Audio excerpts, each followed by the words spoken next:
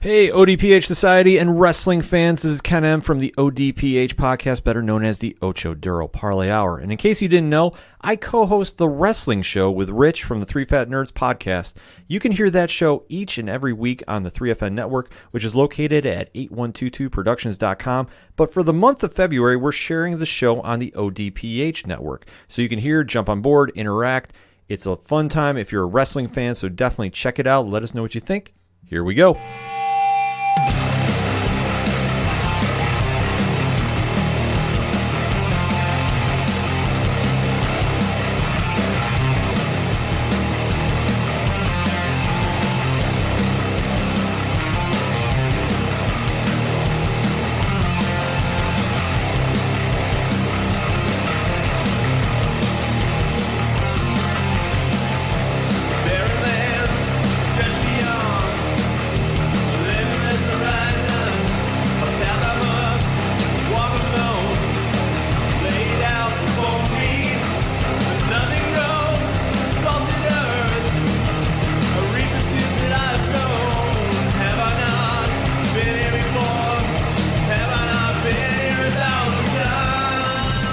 What's up, wrestling fans? It's time to talk pro wrestling this week, as we do every week here on 3FN presents The Wrestling Show, coming to you from the 8122 Production Studios at Dragon Master Games. Of course, I am your host, Rich, and with me, as he is each and every week, you know him not only as my co-host here, but he is also the host of the ODPH podcast, better known as the Ocho Duro Parlay Hour. What's up, Ken M? What is going on, 3FN Nation? How are we doing? Rich, what is going on? It is a pleasure to be back. Let's talk some wrestling. I was going to say, we've got a lot of wrestling talk today. Trust me, fans, it is a jam-packed episode. We are going everywhere with this episode. And so, before we dive in, we got to let you know, we want to hear from you guys. If you have an opinion on anything we talk about at all, if you want to just give us a shout out, or, you have something you want to plug, etc., you can hit us up on social medias. We're on Facebook, 3 Fat Nerds Podcast. Like and share that page. You can also follow us on Twitter and Instagram at 3 Fat Nerds Pod. Always use the hashtag 3FNW when talking about the wrestling show. Once again, we always want to hear from you guys, so please, send us some love. Also, you can visit 8122productions.com to get to your fix for all things 8122 Productions. This show, the wrestling show, the 3 Fat Nerds Podcast, the flagship show, and of course, the Horror Zone 607 show is all on there as well. There's reviews and stuff. There's news on what we're going to be doing in the future. There's our sponsorship page where our local sponsors are at. And then, of course, there is the Friends of the Show, where you can find the link to go to the Ocho Duro Parlay Hour, their website and their links, and also our awesome musical guests. Yes. Such as Shout at the Robots, Floodlands, that's Christian Brethren, which Floodlands does the opening song that you hear for the show. And, of course, the Phosphines from Melbourne, Australia, and pretty soon, Second Suitor. I got to do some recording of some of their music so I can put into shows, but we're also really waiting for One Winged Angel. Let's be honest. Yes. Tyler played it at the Valentine's Day show they did locally with Tom Jolo. They're on tour right now, going up and down the East Coast. I think they're heading to Georgia as we were recording. So they have a whole song called One Winged Angel. It's about a certain promotion that a certain wrestler is from. It is a perfect ballad for... It's an ode to New Japan Pro Wrestling. Let's not even bury the lead. Yeah. It's an ode. If you are an NJPW fan, it is an ode to New Japan Pro Wrestling. Yeah, Tyler... I personally cannot wait to get the finalized product and play it on air. It may even become the theme song of the show. Sorry, Floodlands. No. It is a perfect ballad. When Tyler played it for us in studio, we were all just kind of sitting there in amazement because we're all big, wrestling fans. We're just like... Yeah, that's perfect. If not, you might hear it at the end of the show quite a bit as the full-length song I play at the end. But we're waiting to get that. So, but before then, I will be getting some music. I just have to have time to get it recorded in the studio. So you'll be hearing those guys as well. And they'll be added to our website as well. I haven't gotten in there and putting up a thing for them, but they will be there. So, but check all those bands out. You can find all of them on GarageBand. You can find most of them on Google Play and Spotify as well. Support them. Check them out. GarageBand is a great way to support them, though, because then you can purchase stuff and you can pick your price. So the nice part is you can give them a little financial backing, as just like what we do here is free. But speaking of giving financial backing, if you would like, join us, become a patron on Patreon. Your money does go to support this show, and we keep it nice and cheap because obviously we have two tiers. We have a $1 tier and a $3 tier. So for as little as $12 a year, You can get all sorts of extra bonus content. You get extra topics from the wrestling show and we had 23 minutes of talking UFC and some other stuff for the patrons before this show even started. You get that every week. You get the show early too. Also, 3 Fat Nerds, you get a ton of bonus content. We do an uncut, unedited, uncooked version, as we call it. You get to hear all of Diesel's musings and ramblings on top of that, and you also get that show early. You get the Horror Zone 607 show early as well. And of course, you get Love is Scary with Dr. Derek, which we were just talking about to patrons. March, you might want to sign up now because March is going to be a big month, because I am aiming to put out an episode of Love is Scary every week for the patrons for the month of March, to make up for the fact that we've been behind the ball here in February. We were still going to get one in February, so you'll get one at the end of February. You'll get one every week for March, and then you'll get one the first week of April as well. The doctor has been cooking up a concoction for the entire month of March. It is quality content. For, if you break it down, 25 cents an episode. You can't beat it. You need to tell your friends, if you're not on Patreon, to sign up. $1 a month gets you in the door. $3 gets you a better seat at the table, and you get all the Dr. Derek you can handle. Yes, and then we have our goals too. Hey, have you ever wanted to be a guest on a podcast? That's one of the goals. If we hit one of our stretch goals, once a month, we will pick from the $3 group, the $3 pool, and they will get to get a guest spot on whichever podcast show they want, which means that you could actually be a guest on Love is Scary. You could actually co-host Love is Scary with Dr. Derek. I'm not even joking. That is a possibility if you want to go that route. Ken's like, man, I might have to bump up my tier. I might have to bump up my tier. So I can be there. But we got to meet that stretch goal. You could be a guest here. If you're listening to this because you're a wrestling fan, yeah, could you imagine? You could be on, and don't worry if you can't come to studio. If you can come to studio, we'll invite you to the studio. If you're local. If you're not, we got Skype.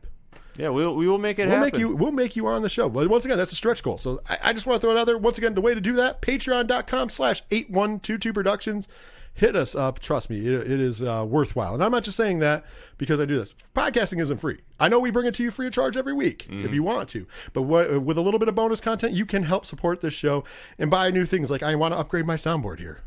And that's expensive. Yeah. Then you get more sounds.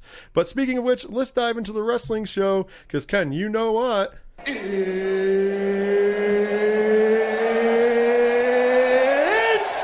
time! That's right. It's time for the opening bout of the wrestling show. And where else would we start? We are going to talk about TakeOver Portland. NXT TakeOver Portland happened this past Sunday. That's right. Sunday, not Saturday. Sunday, the main event slot. It wasn't before a WWE pay-per-view. It was its own entity. From what I understand, very well watched on the WWE Network as well. And man, was it not disappointing for the most part. I mean, okay. The end. We'll get to that. Yeah. Well, the end was the only part I had. Other than that, it was a great takeover, in my opinion. Just throwing it out there in the jump of the gate. We had this discussion, Pat and I did on the ODPH, and Pat has said that this was a better card than Worlds Collide. Oh, I do believe so as well. Worlds Collide was really good. And I'm saying that's like 1A, 1B with me, because this card, top to bottom, you know what you get with an NXT TakeOver card. But this one didn't have that filler match feel to it by any means. In fact, what I thought was going to be the one match that people weren't really going to get into actually was exceeding expectation, and the one that I thought was going to be the match of the night, I thought was kind of the weakest match of the night, but it was still a great match. Well, what we're going to do, we're going to break it down. The way I'm going to break it down this, we did it last time. I think this works out better. Instead of talking about it and then giving you the winner, I'm going to announce the match. Then we'll give you the time of the match, and then how long, and then I'll give you the winner, and then we'll break down the match, because that way we're not, trying to, work around the fact that we're not trying to give away the winner, which we already know. So, the opening contest. Talk about an opening contest, by the way. The opening contest was for the NXT North American Championship. Your champion, Keith Lee, defending against Dominik Dijakovic. This match went 20 minutes and 20 seconds. And trust me, it was worth every minute of those 20 minutes and 20 seconds. And at the end of the day, your winner and still NXT North American Champion, Keith Lee. Let's dive right in. All I got to say is, when you're setting a bar and that first match, and this is the bar that is set, and we just went over how the rest of this card was really good. But think about this bar. This bar is super high. How good was this match? This was the match of the night. This is how it opened. Lee and Dijak, I'm sorry, I can't say Dijakovic. I always know him as Donovan Dijak from the indie days. Those two guys are the new Fight Forever. Oh, absolutely. And they put on a display for being their size. Dijak is pulling off aerial moves that nobody his size should be pulling off. The dive from the top rope to Keith Lee sitting in the chair by the announce tables. Oh, absolutely. How about the top rope, introducing him to his knee from the top rope, avalanche style? Yeah. I was like, it's crazy. We saw how many spirit bombs? Oh, my God. Like, I mean, the false finishes in this match were perfectly timed. It was like literally Godzilla versus King Kong. They're both gigantic men, super athletic for the both of them. Oh my Lord. Like this match, like when I'm watching this match, I'm like, I was thinking the same thing. Like, how do you top this match? No, like, how do you top this match? And the fact that, you know, this is like match 4 or 5 for them in this feud that they've had. And although it's now a feud of respect, we'll get to that at the end. But, you know, it's kind of strange, man. These guys are really good. And these were the guys, remember, when NXT first went on USA, Chris Jericho said about this, because AEW, he's like, oh, they're going against us. And who are they going to put on? They're going to put on guys like... But like Keith Lee and Dominic Dijakovic, oh yeah, no, like anybody cares. Yeah. Because remember, they were the first match on NXT on USA when it went live. And guess what, Chris Jericho?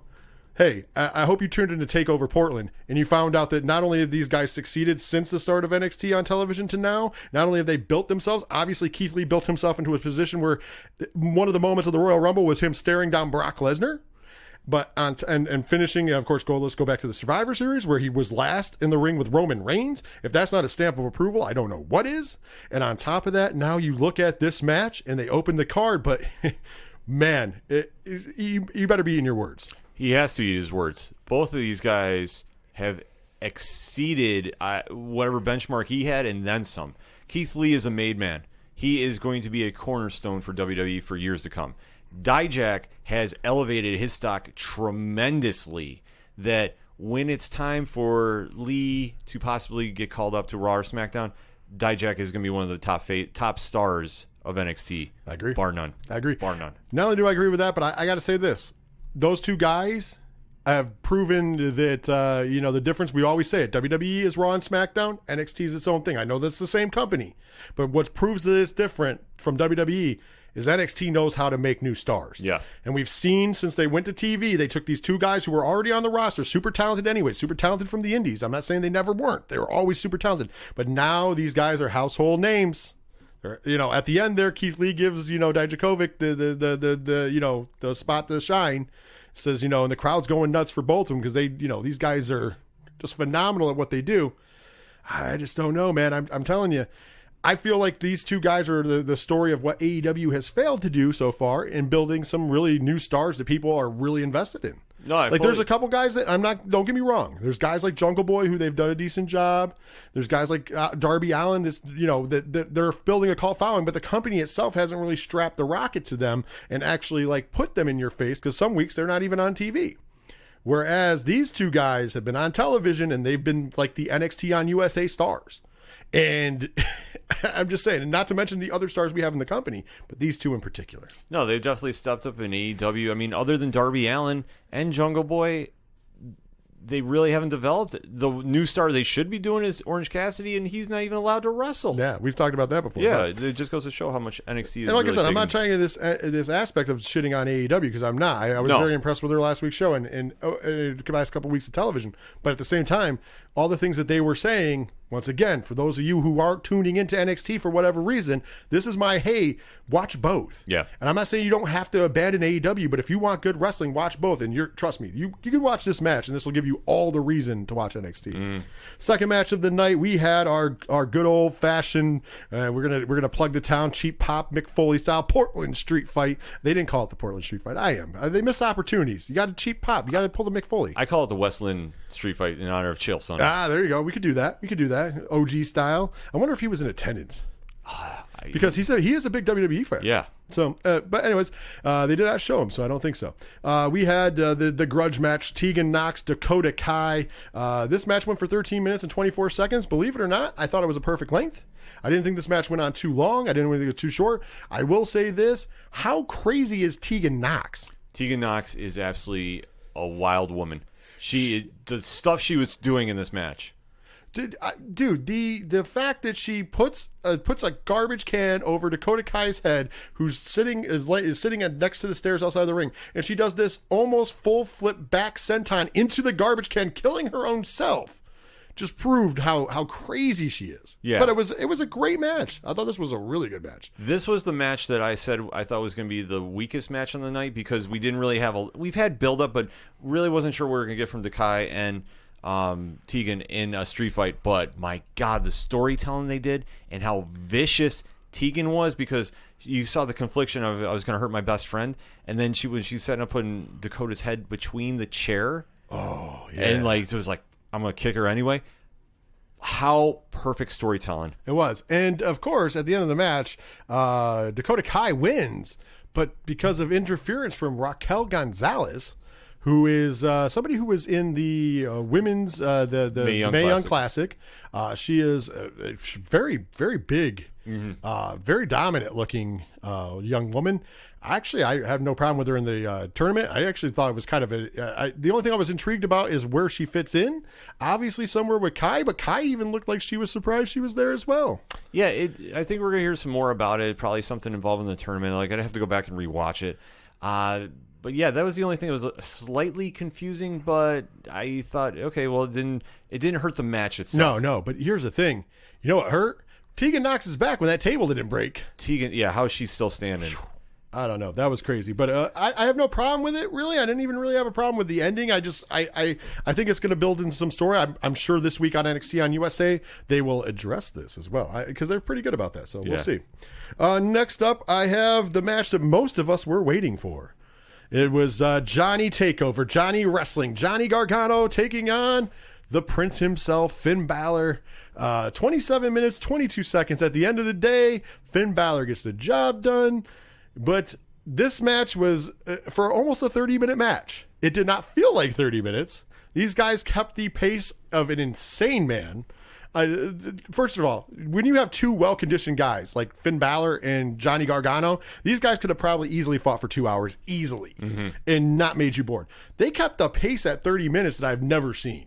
Like, there was really not a lot of resting. There was a couple times where they slowed down a little bit, but for the most part, that was like back and forth, back and forth, back and forth, including that last 10 minutes of the match, especially. I was kind of impressed with the speed they were cutting. Of course, it was a great match. I was anticipating it to be a great match. I mean, you throw those two guys in the ring and you're going to get magic, and sure enough, you did. How'd you feel about it? See, for me, but I have to explain my logic about this. This was, I was going to say, my match that I was thinking was the least best on the card for this simple fact. Nothing against the ring work, because it was a great match, but I was so much like a fan amped up from the Lee Dijak match and the street fight. Like, when they came out with a slower pace to start off the match, it kind of took me out of the match. So I still thought it was a great match. I mean, obviously those two are two of the best in the business, bar none. But for me, I was like, okay, the slow start really threw me off for a little bit. Well, unfortunately, there had to be a match to slow the pace back. Right. Down. I mean, you can't keep going on full throttle, because obviously, we're going to talk about the matches after, where it had to be more storytelling and, and such, because that's where you get to in NXT. But I wasn't disappointed. It was the match that I wanted to see between Finn Balor and Johnny Gargano. They proverbially got their shit in. Yeah, no, it was great. I mean, I even liked the ending. I mean, Finn Balor, man. Yeah, no, absolutely. I mean, even the little touches of just, pinning him with his knee right on his throat there. And yeah. I mean, just the Prince is back, and it's awesome to see. And like I said, I thought it was a great match, and I think it was just the timing in it threw me off a bit. So that's why I said it was the least of the match. Let's throw it out there. Walter before warned. NXT UK, Dublin, Ireland. I wouldn't be surprised if you don't stare down Finn Balor as your opponent for the NXT UK Championship. Just saying. How sick will that match be in Ireland? Yeah. Now, mind you, he'll Finn, but in Ireland they're going to cheer for him. Let's be honest, but still good stuff. Next match for the NXT Women's Championship. Your champion, Rhea Ripley, taking on the EST of NXT, Bianca Belair. This match only went 13 minutes and 30 seconds. And at the end of it, still your NXT Women's Champion, Rhea Ripley. Here's what I have to say about the match. Good match. I expected it to be a good match. I loved their in-ring work, they definitely click. I wish they would have given a little longer, but then again, after the marathon we had right before it, it was for the timing of the show, it was great. But it was a match where I thought these girls could have gotten an extra 5 minutes, and it would have been a little better. Yeah, I agree with you. I thought it was a great match. I thought Rhea did a nice job putting Belair over, because I know when she gets on takeovers, all you hear about is Sam Roberts whining that Belair's not ready for takeovers, which he's an idiot. So, she's not only ready for takeovers, she's ready for everything. She could have been champion. Yeah, she's the best pure athlete on the roster right now. Yeah, her and her husband are the both best athletes in WWE. Period. Yeah, because of course she's married to Montez Ford. Yeah, so I mean the two of them. Best athletes in WWE, period, in my opinion. No, I fully agree with that statement. And then the ending, like I said, we predicted on the show here. Yeah, Charlotte came out. But perfect. That was the way it should end. Yes. Charlotte comes right out. Nothing to the imagination. WrestleMania, the Royal Rumble winner, the Queen, Charlotte Flair, will be taking on Rhea Ripley for the NXT Women's Championship. Perfect. Mm-hmm. And I guess we weren't the only ones flabbergasted about the decision originally, because Triple H came out in the post and said... he was surprised when Vince said that was the direction Vince wanted. Like, it wasn't something Triple H strove for. Yeah. I mean, it was something that they wanted, but they didn't think it was going to happen. And Vince came to them right before the Rumble, I guess, and said, hey, we're going to have Charlotte Flair win the Rumble, and she's going to challenge Rhea Ripley. Brilliant. So, I mean, Vince, for all those people who think Vince is out of touch, sometimes he is, but sometimes he knows what he's doing. That's good shit, pal. And trust me, this is going to be great, because this is a fresh matchup. Yeah. This is exactly what Charlotte Flair needs, is a fresh matchup. This is what the fans need, is a fresh matchup. This is what the young 23-year-old upstart, Rhea Ripley, who is already a megastar, needs. Because win or lose, she's going to get a great rub from Charlotte Flair. I don't think she's going to lose. I think she's going to retain. I really do. We'll cover that as we get closer to Mania season.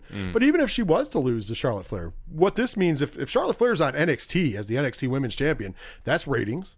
Also, on top of that, what it means is it still gives Rhea a rub. I mean, you're going in there against arguably the best females wrestler of today, especially in WWE. Yeah. I mean, we've said it before on this show, whether you like certain people better or not, doesn't matter. At the end of the day, there is no women's revolution if there's no Charlotte Flair.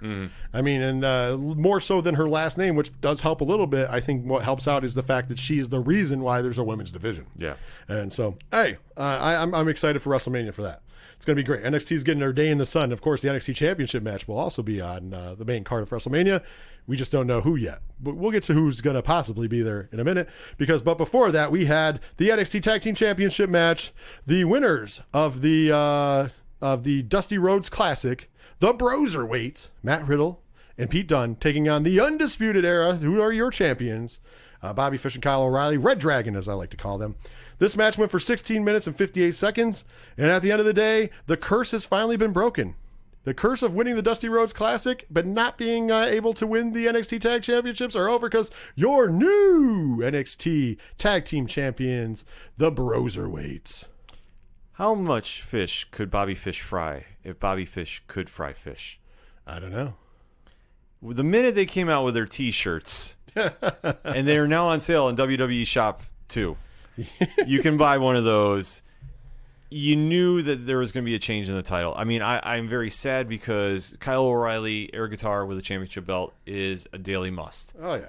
But this was a great match. Dunne and Riddle stepped it up.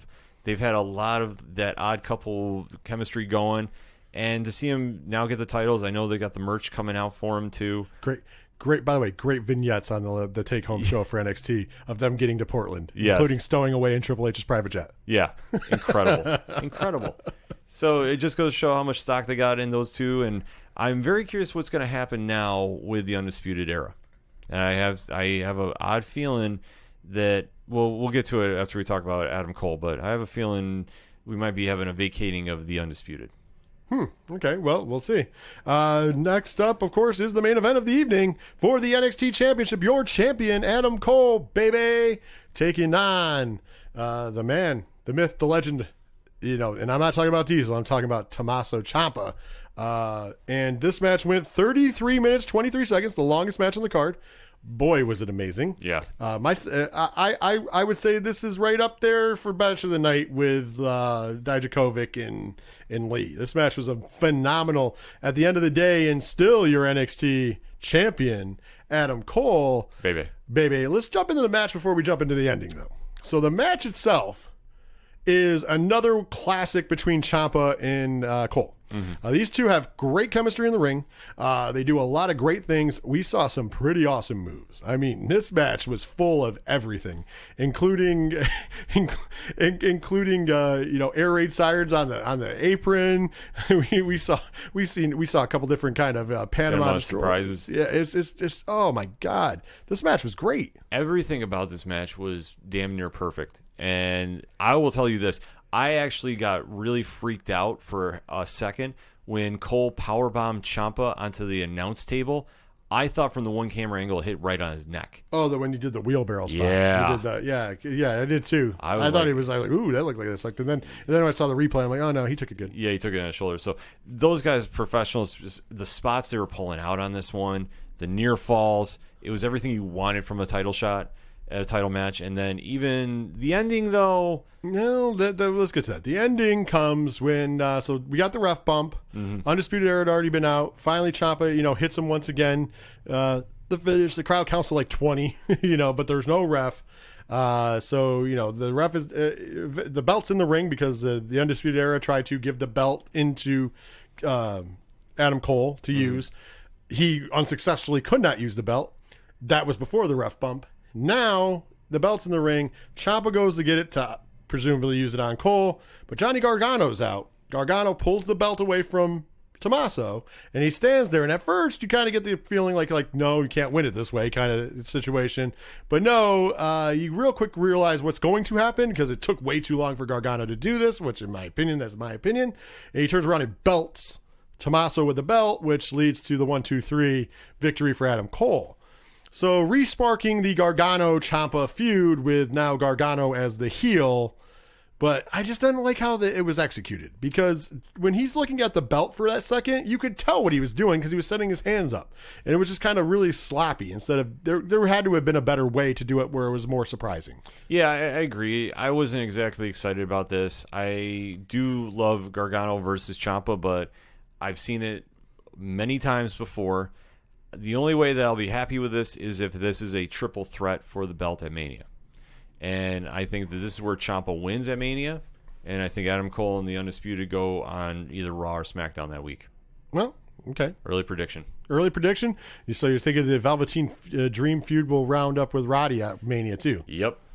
It's no Velveteen sighting this on this fine night. No, well, I think because they're especially hyping up for Wednesday. Yeah, I know. So they didn't want to steal anything away from it. That's so good, though. Yeah. I thought that he should have came on the title fight just to ward off the Undisputed Era at one point, just because I think that would have been a cool pop, because the crowd was cheering for it. Yeah. The crowd was chanting Velveteen, so I don't know. Overall, though, another great show. When the arguably the worst match on the card would be a tie either between the women's championship match or the Finn Balor versus Johnny Gargano, which, mind you, neither one were bad matches. Yeah, neither were bad. But no. that is literally the argument for the bottom end of the card. That should tell you something. That should tell you how great NXT TakeOver Portland was. That's how great NXT is. TakeOver consistently is better than the last one every time, which is weird, with the exception of one time. Yeah. But it's weird, though, because think about it. You could argue that the two bottom matches were still top matches. Two bottom matches of this card are still, dare I say, close to 4-star matches. Oh, easily. Probably 4-star matches. Easily. I mean, your top two matches are 5-star matches, in my opinion. Yeah. Even with the bullshit ending, that's a 5-star editing. No, because that match itself is perfect up until that point. Yeah, no, for the in-ring work, you can't beat it. Nobody else is doing product like that. Nobody. It's crazy. It's crazy. Just when you think they can't outdo themselves, they go ahead and they outdo themselves. So kudos to NXT and the NXT group, and kudos to everybody involved. That was once again great takeover. I was very happy to see this one, and I like what they did. Overall the show was amazing. Overall this was another 4.5-star show. Not quite 5 stars, but it's hard to have a 5-star show. Yeah, it's hard, but it's a 4.5-star show. It's as close as 5 stars you're going to get. It's an NXT takeover. If you ain't watching takeovers when they're announced, what you doing with your life? Exactly. Just saying. All right, we're going to take a break. During this break, you're going to hear a promo from one of our awesome friends, part of #NXTWAVE, #PodNation, #607 Podcast. Check those guys out. Give them a good listen. That's what you're going to hear if you're not a Patreon. If you're a patron on Patreon, though, we are going to go to break, and we're going to talk about the AEW rankings, because they just put their newest rankings out this past Wednesday, right before Dynamite. We're going to dive into those rankings for the patrons, but when we come back for everybody, it will be the mid-card. In the mid-card, we have a lot of quick hits news, so stay tuned. We'll be right back. Greetings and salutations. This is Cage's Kiss, the ultimate Cage cast, where we discuss the movies and life of the national treasure, Nick Cage. There are three of us here, and I can't help but notice that none of us are Nicolas Cage. Did nobody call him? What? A Cage cast with no Nick Cage? No, instead of being Nicolas Cage, we're three Nicolas Cage experts, which is the next best thing. I don't think we should admit to being experts. Too late. We are not experts at anything. We are not life coaches, and we are not in any way, shape, or form qualified to give you suggestions on life choices. But Nick Cage is, and he's made hundreds of life choices. Seriously, I cannot stress enough just how much you should not take our advice. But we're experts. No, seriously, we're not experts. Yes, but we will be reviewing his first acting gig as Nicholas Coppola, Best of Times, which features a young and very precious Crispin Glover. And his work in Fast Times at Ridgemont High. And his work in My Nightmares. We're experts.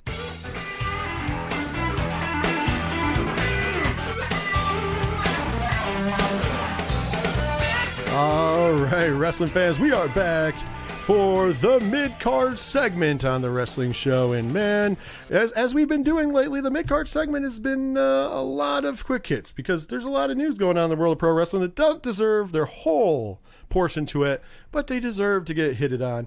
And one of them came up today. I got to talk about it. I teased it for the patrons. I'm going to tell you, we're just going to open it up. Is WWE building to a dream match? Or are the two guys trying to go into business for themselves to book for a dream match? Could the dream match eventually in the near future, or sometime in the future, be the Monday Night Messiah taking on the Second City Saint? Well, if you are into conspiracy theories, it could be on that way. Because obviously when CM Punk made his return to backstage, Seth Rollins was one of the first people to kind of call him out. And they kind of did a little internet back and forthing. Now, Seth Rollins has that sweet new stained glass Monday Night Messiah shirt. By the way, I do really like this shirt. Mm-hmm. I love the gimmick, too. And not to be outdone, CM Punk has now put out Pro Wrestling Tees. It has a shirt for him that is a Second City Saint stained glass shirt in the same week. Yeah. So I don't know if I'm reading too much in this, Ken. I mean, we talked about this before. This would be one of those dream matches we'd like to see. Do you think there's something to this? Yes, absolutely, because I fully think that is my theory, actually. That I think that the minute that Rollins got on backstage and was calling out CM Punk and then suddenly switched the gimmick up to be essentially the Straight Edge Society, just his version, I think was kind of playing into the hands. And Punk is going to say, okay, you think you can do better than me? All right, and it's clearly he has the itch to come back. We all know this is not a hidden fact. Why do you think he's coming out with a shirt that's essentially the same thing as Rollins' new gimmick? That is going to be happening. I'm not saying it's going to be Mania by any stretch of the means, but you will see that match at some point within the very near future, 2 years. I agree with you. Other WWE news, MVP has now been hired to be a backstage producer for WWE. Congratulations to him. I like MVP. Sure. I have no problems with this. Yeah, no issues there. On Monday night, kind of came out to a quiet pop, but it is what it is. Yeah, but you know what? He's got to be in the back. It's not like he's going to be in front of the crowd. So right. I thought it was cool to give him a little rub. So good stuff for MVP. I'm glad for him because he's done a lot of hard work. I think he's going to be a great asset in the production role for WWE. Speaking of WWE superstars we haven't seen in a while, Sasha Banks. Part of the reason we haven't seen her, it looks like she's been filming for Star Wars The Mandalorian Season 2. Yeah, I don't really know what to think of this, other than cool for her. Yeah, I just want to throw that out there. I saw that come up in a bit of news, and I went, oh, wow. She's confirmed to be on the cast. No role has been given, but she's confirmed that she has got a spot on the Season 2 of The Mandalorian. I'm in. Yeah, I'm there. Just, okay. Like it was definitely like one of those shocking, this is happening? This is a thing? Didn't see this one coming. Oh, no, it came out of left field. Speaking of things that came out of left field after we recorded last week, The Miz took to Twitter and Instagram, actually both. He double posted. Of course, it got announced that WrestleMania 37 will emanate from Los Angeles, California, at the brand new stadium that is being built for the Chargers and Rams. So they have that brand new stadium. Then WWE has said, yep, it's going to be in LA. They're going back to Hollywood. So The Miz takes to Twitter, and I'm going to paraphrase, I'm not going to bring up the tweet, and said, hey, I main evented a WrestleMania, and it's been about a decade. It'll be a decade as of when we go to LA. LA is my town. I'm the it guy. I'm from Hollywood. If I don't, I live in Hollywood, not from. He's from Cleveland. But if I don't main event that WrestleMania, I will retire. Thoughts? It's a good way to try creating some buzz for himself. He's not retiring on that. I honestly had no problem when Miz was in the main event of the one in Atlanta. I thought he did him and Cena had a great story. Oh, it was a fine match. It was. It gets a lot of shit and overshadowed because the pay-per-view as a whole was bad. Yeah. But that match was actually really good. Yeah, it was very good. So, I mean, Miz is always consistent. You know what you're going to get out of him. You know what he brings to the table. Would they skyrocket him to make him the face the face of that card? I don't know. I just don't see it. But like I say, I also think he's just trying to politic to get some notoriety.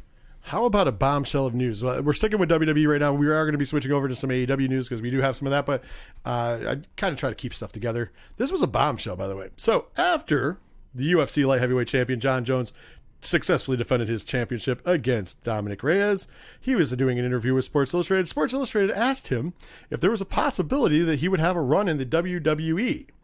His answer might surprise some, as he said, I think it's inevitable, said Jones. I've always respected WWE, and I feel like the sports can be so similar. So we'll start with that. Jon Jones is looking like he's preparing for a career in World Wrestling Entertainment. How do you feel? He'll be the biggest heel in the business. Oh, I think he'd be fine as a heel. Yeah. I don't think it'd be hard for him to be a heel. Yeah, you give him a free Twitter to go off on, he'll be fine. You know what? If he gets that bored with UFC, and let's face it, he's in the prime of his career, kind of nearing the back end. I mean, just age-wise. Eventually, he's going to be going over, I would assume. So, I mean, what is there left for him in the UFC after the next couple contenders, light heavyweight, and maybe a run at heavyweight? I mean, I could see this happening. I think it'd be over huge. Well, here's the thing. I think I liked his line of inevitable because it does feel like now that it is a pipeline, that there is a pipeline from going from MMA through UFC into WWE. And it looks like the two companies work together in similar ways. Mm-hmm. There's a bunch of guys that we would love to see in WWE just because of their personalities. Chael Sonnen's been one of them forever. Colby Covington, I would love to see in WWE because he works a gimmick well. Yeah. So I think that there's certain guys, even Anderson Silva would have been great attitude-wise. Because it does take a little bit of, you have to have that swagger, if you will. Was that Tito Ortiz was just down at the Performance Center? Yeah, Tito Ortiz. I mean, but he's done some wrestling. He's done some pro wrestling stuff, too, as well, in between. Of course, Josh Barnett. He's doing the big blood sport, but Josh Barnett is a pro wrestler and an MMA fighter and a bare knuckles fighter and a kickboxer. Josh Barnett does every combat sport known to man, but he is a trained professional wrestler. Obviously, Filthy Tom Lawler does MMA and professional wrestles and at a very high level. Matt Riddle has come from that. The list goes on. But there is something to be said because Raw Women's Champion Becky Lynch, at the WrestleMania 37 press conference to announce it was going to be in Los Angeles, spoke to ESPN and she said, I think people think that this is a cakewalk, Lynch said. There's nothing like what we do. It's not as simple as just walking in here. You have to make a name for yourself and you have to be obsessed with this. You have to love this. This isn't a thing where you have one fight every 6 months. This is a thing where you are fighting 3, 4, sometimes 7 days a week, 52 weeks a year. And for people to sometimes think it's an easy thing they can just stroll into, it kind of irks me. It irks me. It does because I love this business. I love it more than anything. She goes on to say, if Jones loves it like I do, well, then come along. I'll show you the ropes. But if he doesn't, if he just wants to make some easy money, this ain't the way to do it. I feel like she's valid. I feel like this is an attitude of a lot of pro wrestlers. I feel like she does have to say to something. You have to love pro wrestling. If you don't love pro wrestling, it's not going to love you back. Just throwing it out there. And some people could be like, well, Brock Lesnar.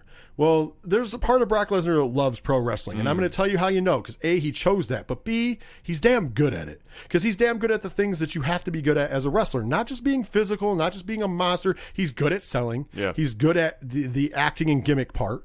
I mean, he's not great on the mic, but he doesn't have to be on the mic. He has the best mouthpiece in the business. Let's be honest, but he's good. Like we talked about it. How good is a guy that can make you want to see a WrestleMania main event in less than 2 minutes? No, he definitely does it. But getting back to Lynch's comments, two things I hear in those. One, a sub shot at Ronda Rousey, so maybe she's trying to politic for a match with her one-on-one finally at Mania. I don't know, though, because I feel like there's a respect level between them, because Ronda does love the business to the point that she said she'd come back to do house shows before she'd come back to TV. Right, but it's to the point, though, I think it's kind of a subtle jab, because as Roman was politicking for The Rock at that same pay-per-view or press conference. Yeah, the press conference, yeah. I think Lynch is doing the same thing with Rousey. I really do. A subtle way, but it's enough to draw. She's not wrong in her assessment of Jones, and I think that's the thing that he would find out when he comes into it. But I also know that John would definitely just relish in that role. Like, I think it would be perfect for him. No, I agree. I agree. I do. Of course, another bit of news to bring up. Not this upcoming Friday, but the following Friday, John Cena returns to WWE on SmackDown. Yeah, I heard his rumored opponent. For Mania? Yeah. Yeah, there's a lot of rumors going around. Rumors and innuendo. Who's your rumored guy? I heard Elias. I've heard that too, but I don't know if it makes sense. It doesn't make any sense. I think that I don't know if they'll do that. I don't know. Although it does look like on Raw last night, AJ Styles was definitely setting up for his rumored opponent being The Undertaker. Yeah, which I'm there for. The phenomenal one against the Phenom. They did look like they were setting up for that in that segment. Yeah. Just on a side note. So I'm going to switch over to one bit of AEW news that we were going to talk about, because obviously we're going to be in the news flash in the main event. We'll be talking about the women's title change, because obviously that's a hot button issue. So we won't be getting too political on it, because that's not how we roll. But we do have to discuss it. It is the elephant in the room, and there's no better place to do it in the main event segment. But another big piece of news from this past week's Dynamite is one appearance of Jeff Cobb. Jeff Cobb. First, we got a vignette that he was the hired henchman of the Inner Circle, more importantly, Le Champion, to take out Jon Moxley. But later in the night, during a match, we ended up getting Jeff Cobb in the flesh, making that interference, bro. Yeah. Really odd setup of how they did it, because they mentioned Jeff Cobb, then they had the vignette that Jeff Cobb was all lead on their social media, and then Jeff Cobb was there. And then we found out some news that he's... Well, here's the deal. Here's what the deal is. There's a couple different pieces of news that we found out about this. So the first piece of news that I think we should go with is the fact that he's not exactly a contracted wrestler for AEW. Right. He is still under handshake agreement with but by dates with Ring of Honor and New Japan Pro Wrestling, and he has dates booked for both companies. He has said in public that he is going to make those bookings, that he is going to honor them. Well, he also has not signed an actual contract for AEW as well, even though they're putting him into a major storyline, which the fact that he showed up means he's there, but I don't know how this works for AEW, having a guy who's not really contracted to you working. And mind you, he is very adamant that WrestleMania weekend, he will be working for Ring of Honor and New Japan, like he already was booked for. And I mean, good on him to keep his bookings and not throw everything under the bus, but I just find it weird that here we are in a situation again where they haven't really signed somebody. In this case, at least the person showed up, but it's a weird zone. If what happens here, if he gets over, once again, also, I love Jeff Cobb, but for anybody who's not an indie wrestling fan or a fan of Ring of Honor or New Japan or Lucha Underground, where he was under a mask, but whatever. If you're not a fan of those things, you might not know who Jeff Cobb is. So I don't know if this was the big time star that they were hoping for. Speaking of which, and I'll just lump it in right now, it is also alleged that he wasn't the first choice. I'm assuming the original first choice was a guy who they allegedly signed, and guess what? They didn't, and that would be one Brian Cage. Yeah. Because it would make more sense for a heel, Brian Cage, who was already a heel in Impact, to come over as a heel killer for Chris Jericho. But once again, that didn't go through. At least they got Jeff Cobb to show up, is all I'm going to say. So kudos that Jeff Cobb showed up. Kudos that this upcoming Wednesday, if you're hearing this before, Dynamite, he is on Dynamite taking on Jon Moxley. Kudos. I'm glad. I'm proud of it. It's just kind of very confusing because the way AEW is pushing it is he's signed. It's not the case. He is still honoring the Ring of Honor dates in New Japan, which is very good. And he's also tweeting, where should I wind up? Hashtag AEW, hashtag WWE, hashtag New Japan. So it seems like he's still taking offers. Yeah, he's still taking offers. That tweet was in there. Like between him and oh God, I'm blanking on him. Just fought Moxley in New Japan. Lance. Oh, Lance Archer? Thank you. Yep. They're doing the same thing. They're still politicking where they're winding up. So I'm guessing that he is trying to drive up his buying rate, which I don't discourage by any means. But do you, young man? Do exactly. Get your money right. And I fully sense that how crazy would this be if AEW lets him slip after he debuted on TV and he winds up on NXT the next week? It could be like one of those Rick Rude moments. Yeah. How the hell does this happen? Exactly. And if you don't think Trips and Vince are talking about that, and they're going to offer money. They're offering a lot of money on that side of the fence. Yeah. I mean, once again, this is one of those problems I have with AEW, man. Don't talk about things until it's a done deal. Because this is time and time again, we've been promised, or certain wrestlers, it's going to happen. Never happens. Yeah. CM Punk, Marty Scurll, Brian Cage. I mean, this, at least he's showing up, and Jeff Cobb, but you're not signed yet. You're not out of the woods yet. The WWE could come with a gigantic offer to him, and then there goes Jeff Cobb. Meanwhile, you put him on television, which would be something that is not far beyond them doing. Mm-hmm. That's what I say. Like it's not a stretch, my friends. But, hey, it is what it is. I'm just excited to be along for the ride in this case. Yeah. Of course, speaking of New Japan, Cody Rhodes has said in an interview this week that the AEW is it would be interested in talking to have a relationship with New Japan Pro Wrestling. So now I want to know, what the fuck is it? So originally when they started, and I know the rant's coming. I don't care. Sorry that I'm going out there, but where's it coming from? So originally they were open to the deal. New Japan said no. Originally, back when AEW first started. So then AEW said, no, we don't want any interest in you. And then you would hear sometimes they had interest, sometimes they didn't. And then, but then you had the whole situation with Jericho and Tanahashi this year. And they promoted him as AEW champion. And there was a title shot presumably on the line. But it was only promoted on the New Japan side because AEW led them along to believe they were going to reciprocate. And they didn't. Yeah. They didn't at all, as we know, till after the fact. Then, on top of that, Matt Jackson comes out and says, no, there's no deal with New Japan, and we are not interested in working with them. And now Cody's saying something different. What the fuck is going on? Once again, no clear, concise voice. Every EVP is texting each other different emojis of what they're doing. That's why it needs to be one person running that stupid ship. I'm sorry. Yet again, bad business practice. I don't get it. AEW, you have people around there that know the business. Here's what you guys should do. Have your titles be just titles. Turn everything over to Jericho and let him run the ship. I guarantee you he'll fix things. Guarantee you. All right, so I just want to throw this out there. Wednesday. This is prior to Dynamite, by the way. So I just got to, I need it. Wednesday, we had our pre-NXT TakeOver Portland phone conference with Triple H, which he does every show, and he does the post one as well. The post one wasn't, really, there was nothing newsworthy. Just throwing it out there. It's just, just business. This one had a lot of newsworthy stuff in the pre-conference. So the first item, and the reason I wanted to say is before Dynamite, is because this kind of touches on something kind of. So it goes, in regards to NXT dropping the gender-specific designations, Triple H says it was about not having to beat it into the ground every time the titles are announced. Claims there was no official edict that was sent out and that the internet ran a little wild with what was happening. So some people are saying that he's getting ahead of the fact that people were not happy with the fact that Tessa Blanchard is technically a men's champion. And, of course, later on that night, because this was before, Nyla Rose would become, NXT or AEW Women's Champion, which once again we're talking about in the main event, so I don't want to get so too sidetracked. I don't think that is. I think where he's coming from, I think it is actually right on the money what's going on. I think what he said was that here we are. We have the NXT.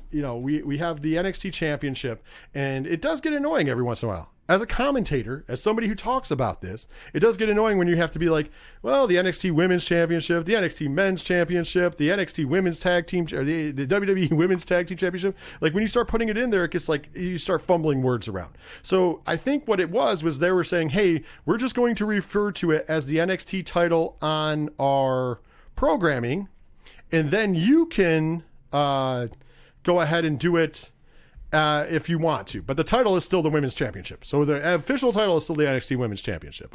Any thoughts on that? Or No, I fully agree with you on that. It is what it is. Like, I guess that's my way about it. Next up, he said, when asked about losing in demos to AEW on Wednesday nights, he goes, it's about the long game, and what we have to do is get to the people in the younger demos. When you're promoted in younger demos and you are viewed in the younger demos promotionally, then these are the people that you attract. Triple H would later go on to say that if you break down the numbers for NXT on USA, they're very similar to Raw since they're on the same network. So he was saying that basically because Raw is also on USA, that there's a certain fan base built in, and that's why the older demographic who tunes into Raw is also tuning into NXT because a lot of lead-ins, etc., which makes sense. Yeah. He is also saying that it's, once again, the same line that WWE has talked about. Vince McMahon has said it. Triple H has said it numerous times. They're not running a sprint. They are running a marathon.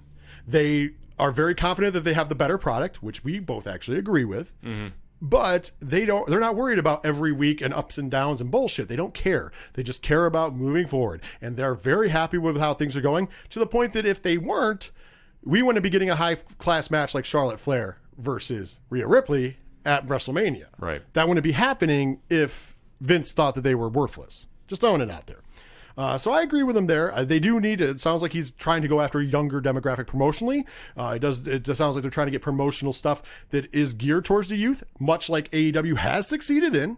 Their promotional stuff that goes on during their show is definitely geared towards a younger age group. I think WWE is trying to do the same right now, but they're kind of having to fight their masters at USA because USA is, selling advertisements to who they sell it to, and they're probably just doing it in the same department as Raw. So, I find a lot of truth in this. Yeah, I agree with it. A lot of what he had to say with it, and it kind of makes sense, too, about Vince is caring about the product. It just depends on how much he wants to admit he does.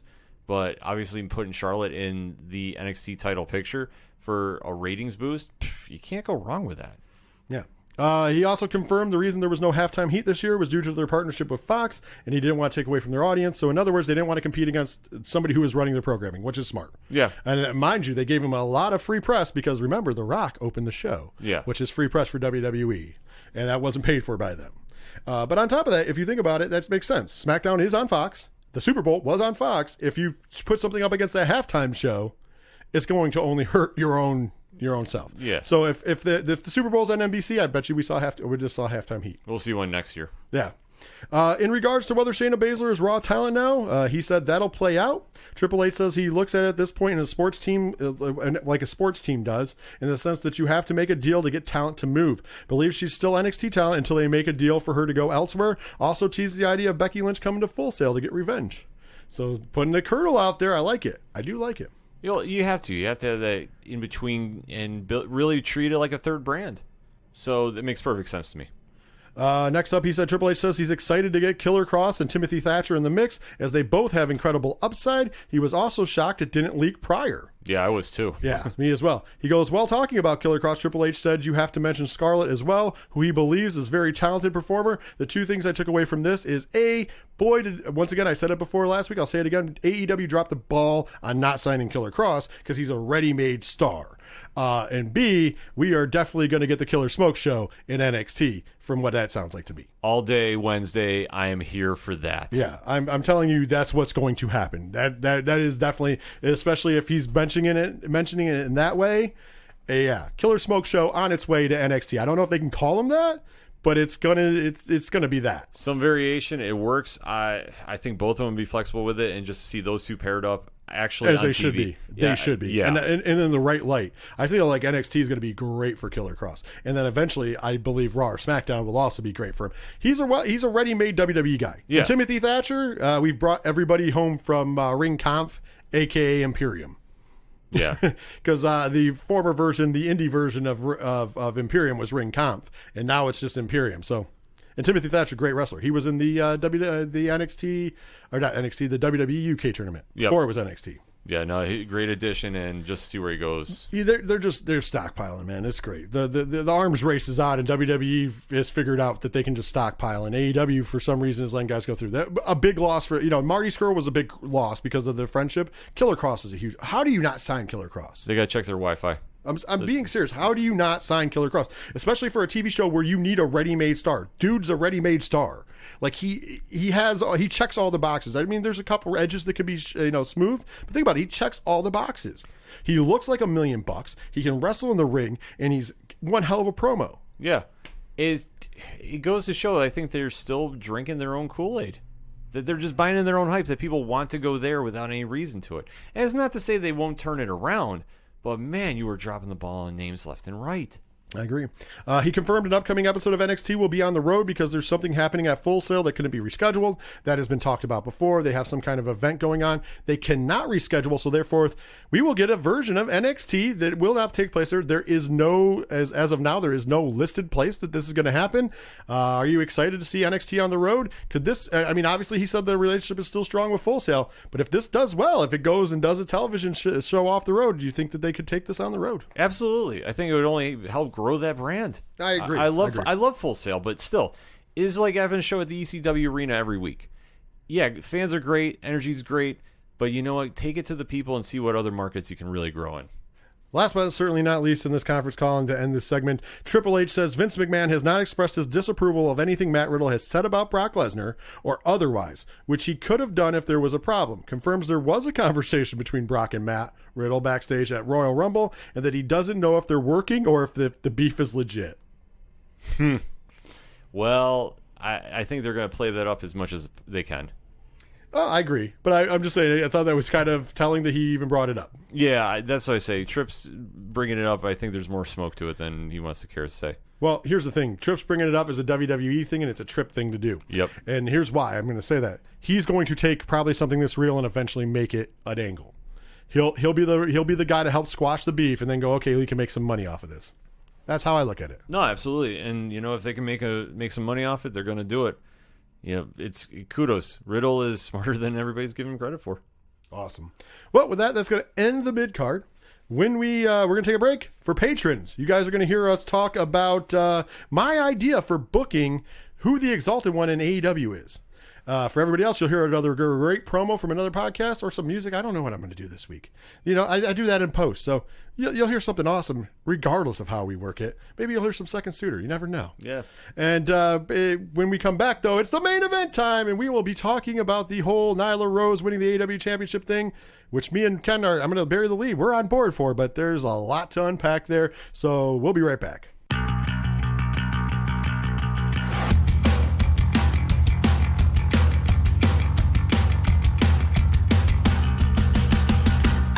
You to get it, I want you to understand. I'm doing the best I can, but not as good as I want to be. I just want to get it, I just want to comprehend that I have to make amends with the monster inside of me. But I keep forgetting things I need to know.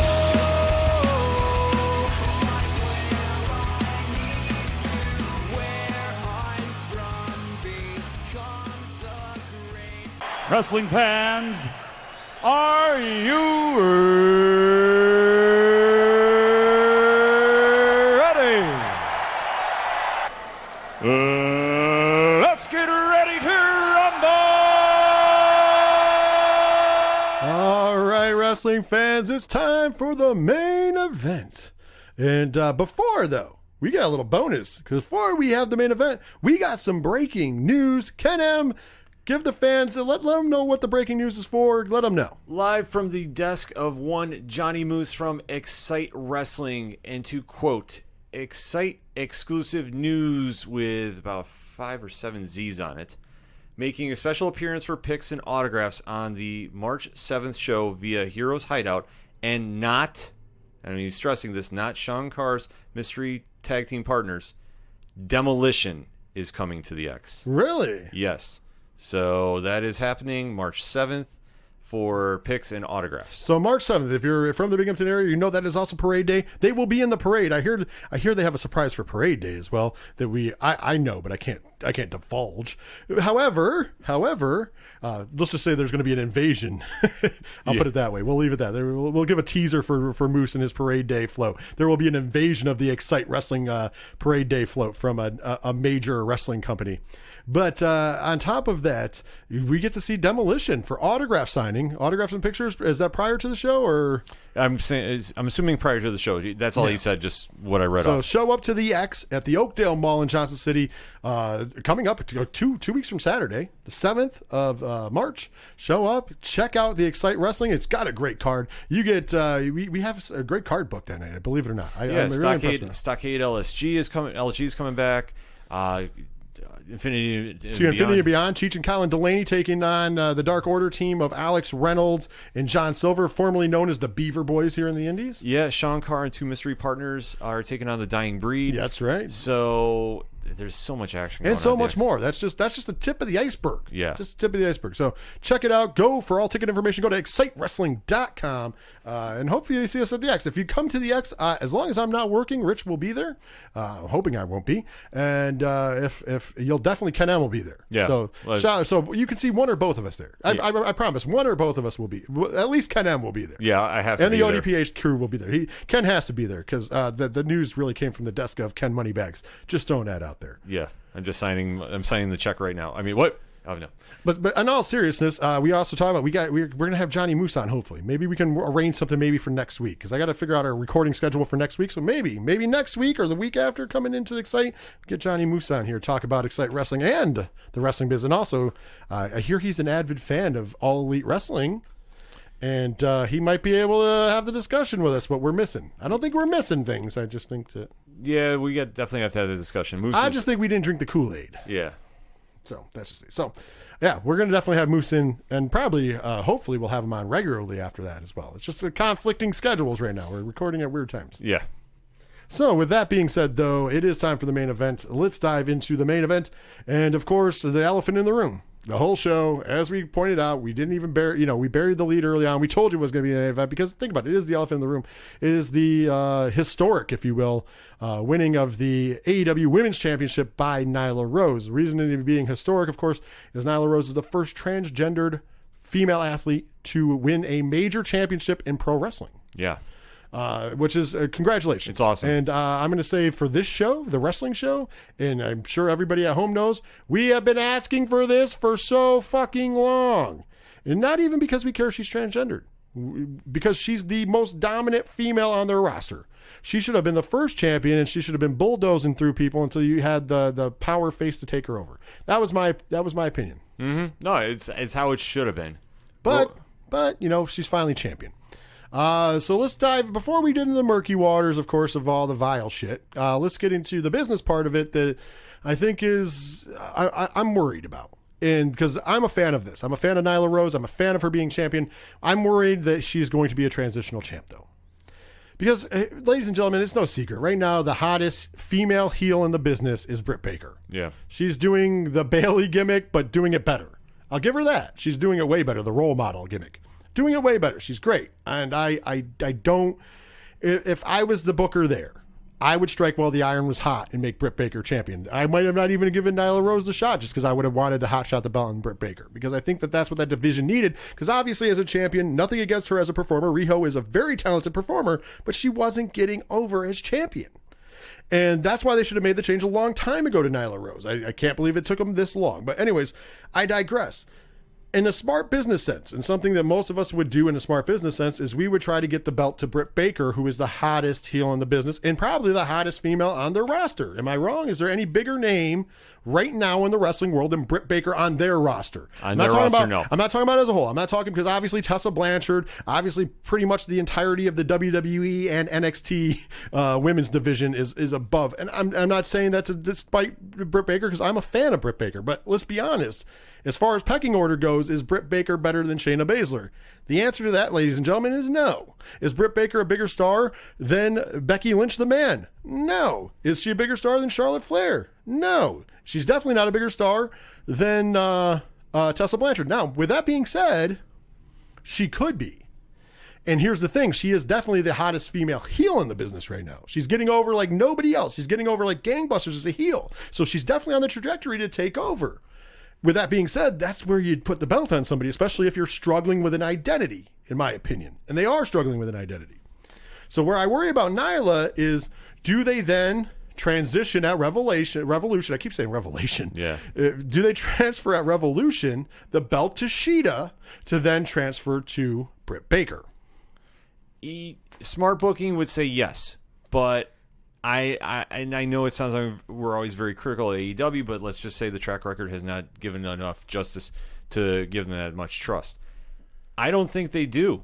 I think they're going to let Nyla run with it, which I am happy to see, because like we've said on the show many times, Nyla should have been the first champ and ran that division. Well, they have 3 different options. Now, first of all, if they were going to do that, I think they should have just put Britt Baker in this position to win and not do a transition. Because you didn't need to. You was already on a face, you could have done it. You just have Riho defend, blah, blah, blah. So I see us at 3 different options now. I see the option I just laid out is what I fear happening, because I don't really want to see Nyla as a traditional transitional champion. The thing that I would fear the most as AEW is that they do transition still, so Shida becomes champion at Revolution, and then instead of just turning it right over to Britt Baker, they wait 9 months and Britt Baker starts to get cold in that role, and then they transition the belt onto her, because Shida's one of Kenny Omega's girls, and that seems how they run business for some fucking reason. Yeah. But I mean, that would be a mistake, because not only would you waste Nyla Rose and make her transitional champ, which hurts her character, but then you wouldn't take advantage. You would do it without even taking advantage of the fact that Britt Baker's the hottest heel in the business right now. Because 9 months from now, she might not be. You never know. You can't look that far in the future. We know the here and the now, right here, right now. That's it. And the other thing is, and what I'm hoping for is what you do. I hope that they leave the belt on her. Yeah. I really do. Because I hope they get a new belt, too. That belt was small when it was on Rio, but now it looks tiny compared to Nyla Rose. Come on, guys. Chip in for a bigger belt. They spent too much money on Jericho's. And the replacement, the backup, just in case he loses Steakhouse again.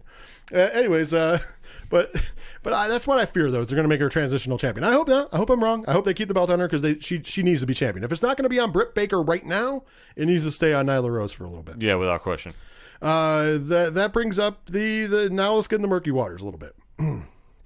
Obviously, if you've been on Facebook or Twitter, it's kind of pretty vile out there. Who would have thought that making a transgendered woman a women's champion would have gotten you a little bit of heat in the wrestling community, especially the wrestling community in the South, where you operate out of? Mm-hmm.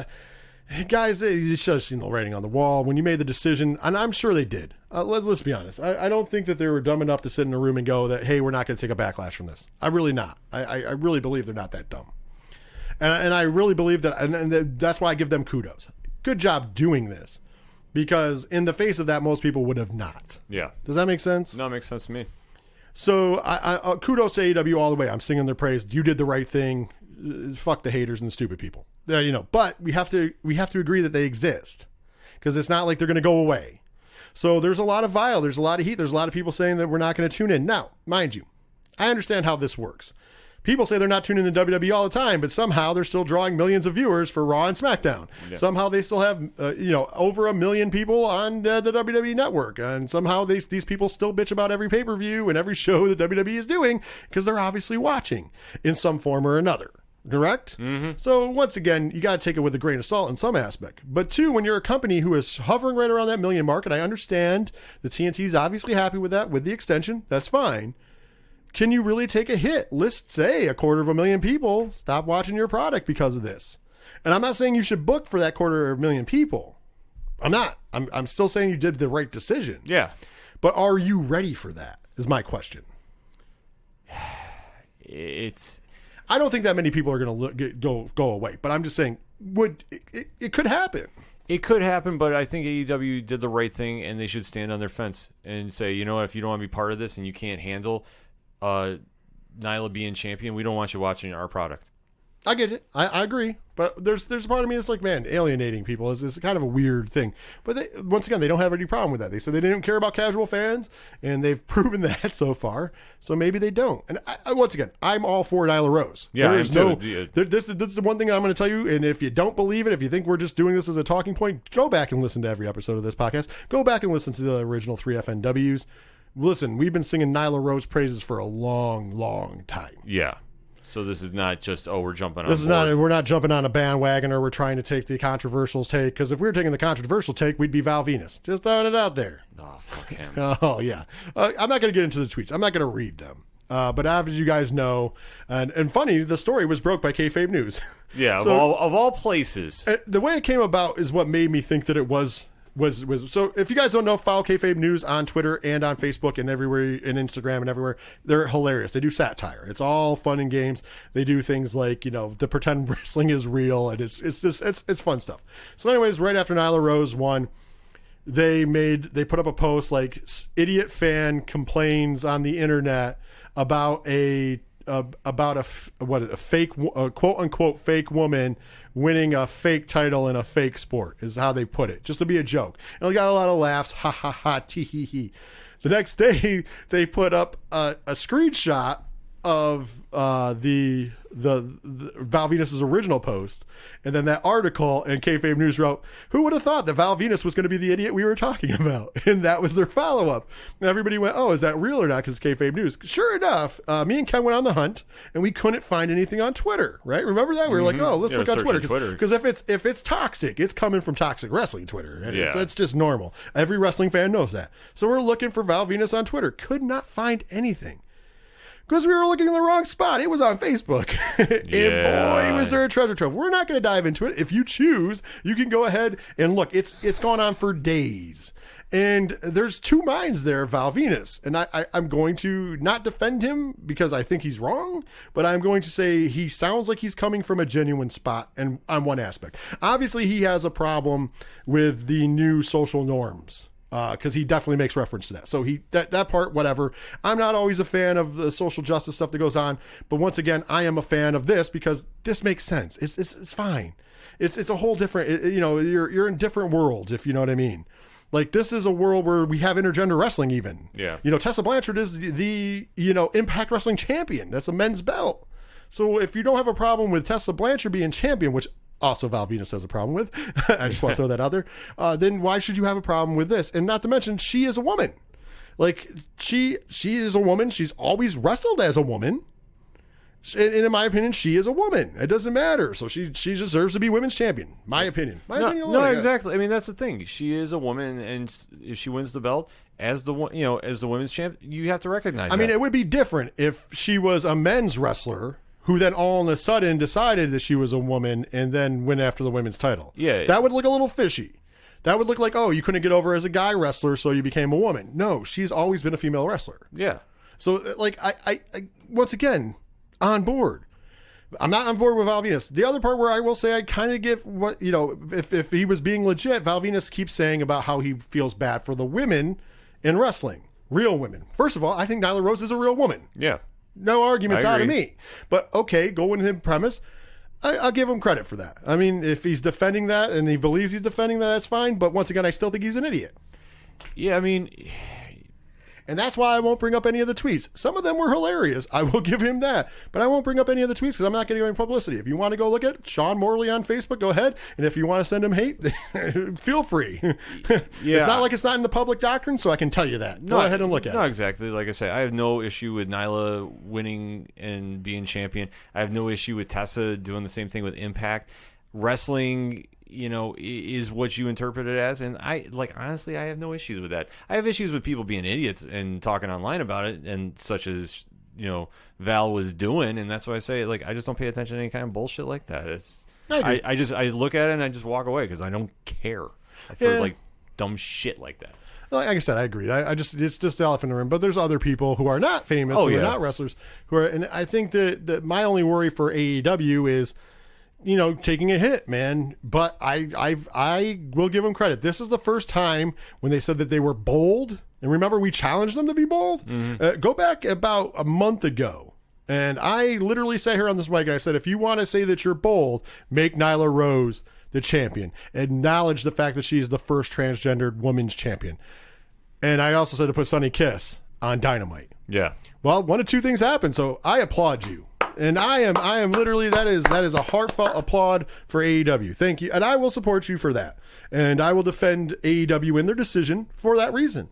Because they kept saying they were going to be bold, and I didn't think they were being bold. Well, this is bold. They made the bold move. And you know, one of the two that I mentioned in particular, but they made one of them. And I hope that they have the balls to stick behind it. Because what I'm also afraid of with that transitional speak is that they're going to lose viewership, and then they're going to take the belt off her just because they lost viewership. And I feel like that's a mistake. I feel like if you're going to be bold and you're going to make this step, let's make it full force. And I'm not saying you have to make her champion forever. No, by no means. I'm just saying at least give her a run. You have to give her a run, and if they stand by it, I mean, it shows they have integrity in their company, which I will respect them a hell of a lot more. Like, sure, I complain about their storylines because I want to see them do good, but this is one moment where they can make a stand and say, okay, we are standing behind Nyla as champion. We're going to ignore toxic Twitter and toxic wrestling fans. We are going to do the right thing. Stand your ground. I will fully back that 100%. I'm with you on that. I do believe that that's what they need to do. I hope that's what they do. Like I said, I do applaud him. It was not being a smartass. They definitely were awesome in doing something bold. She is very deserving. Yeah. Anybody who doesn't, if you want to send us hate, go ahead. I can shoot a promo on you. I don't really care. I stay out of the Twitter wars, as he pointed out in comments. But if you really want to say something dumb to me, go ahead. I more than welcome it because I will say something back to you. It doesn't matter. You know, at the end of the day, she is one of the most qualified people to be champion there, in my opinion. It is a fledgling women's division. Don't get it twisted. Don't believe the hype. We've said it before. Their women's division is not strong. Very muchly so because you looked at the champion. And I'm not saying, once again, Riho, very talented in-ring performer. Wrong choice for champion. Now you have the belt on a monster heel. If she continues to do monster heel things, if you book her right, this could be a great moment for you to build that baby face who to slay the giant eventually. Mm-hmm. Unfortunately, the person you should have had built for that is Britt Baker, but you've gone the route of heel, which is working out because she's doing a great job as heel. But if she was a face right now, we would be building her up to take the belt off her as a face, and I think that would work way better. Yeah. Unfortunately, I don't know what the baby face you're going to build up to take the belt off of Nyla. I really don't want to see a roll-up victory, period. And at Revolution, if Sheeta wins, I will be on here being pissed. I'm just going to throw that out there. There's no way Sheeta should win. No way. If it is, it proves the point that the person booking that division, which is Kenny Omega, just wants to put the belt on his friends. If that's the case, just fucking say it. Yeah. Just don't fucking play with other people's monies because there's no other reason she should win. Sheeta's a very talented performer. Very talented. However, she is not over, period. And anybody who wants to argue that, please show me how she's over. Yeah. Please tell me the last time, there was a crowd ruckus for her. I heard this bullshit that there was for Rio. There wasn't. Yeah. I can tune in my television every week. Don't make up shit that's not there. Oh, well, you weren't there live. Live, it was live. No. There is a difference between tape and that, but you can tell. You can tell the pop. I'll show you a pop. Go ahead and watch NXT TakeOver Portland. Yeah. There's a pop. Excuse me. So you can see a pop live as it happens.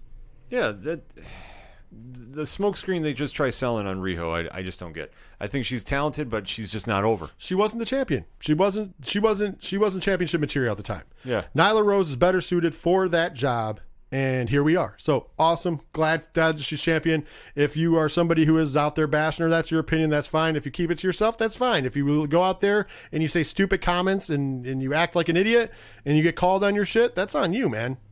I'm sorry. This is the year 2020. You don't have to agree with everything. I'm not going to get too political because that's not how I roll. You might have me on, if you go into other things, you might have me on certain issues, but geez, this is not one of them. This is what is the hill you're going to die on in a business that is fixed, rigged, predetermined, if you will. I don't like to use the fake word, but if in a business that is definitely all the above, what the fuck does it matter? Exactly. This is your hill to die on because you're upset because it violates something in you? What's it violate? It violates nothing. You were fine. I bet you were the same people who were fine that Santina was in the Rumble because I was all right with it.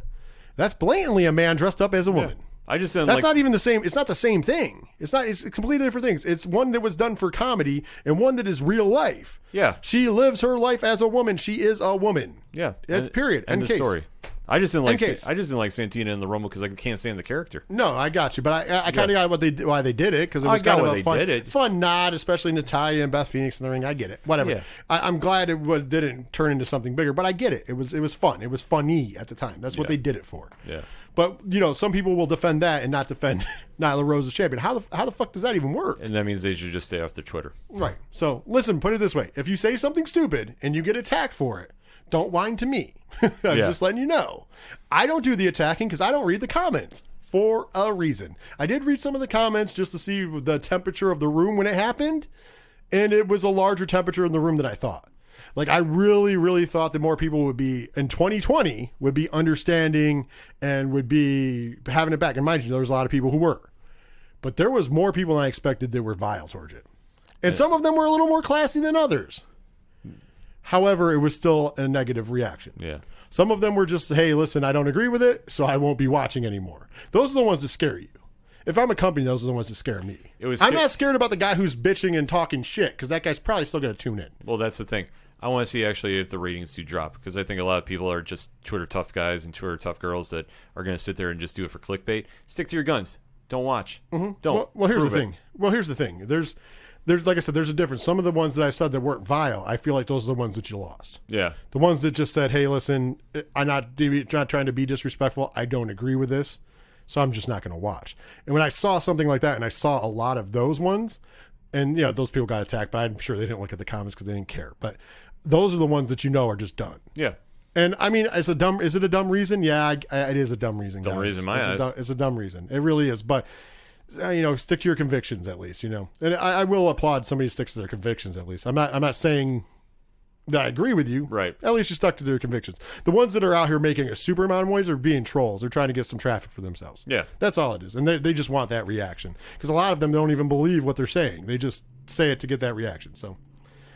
It's 50-50. Once again, be a nicer person, man. Toxic wrestling Twitter, it's fucking horrible. And as a person who hosts a show, I stay out of comments as much as I can because I just don't. First of all, I don't comment on anything except for my friends. So I'm just throwing it out there. Or if I'm asked an honest opinion that's, whatever, I will not, engage in a conversation with somebody that turns dark, if you will, because I don't have the time in my day for that negativity. But on top of that, I stay out of comments on a lot of articles, except for maybe a brief look if somebody that I know commented on it, or if I need to see a comment for whatever reason. Yeah, I do the same. Like, if you want to have a healthy discussion, sure. If you want to turn into something else, I just tune out, and I will hit block if I need to. Like, I don't have time for that kind of bullshit. So as far as the wrestling show and closing this particular segment, we both stand with Nyla Rose. Hell yeah. Congratulations on being the AEW Women's Championship.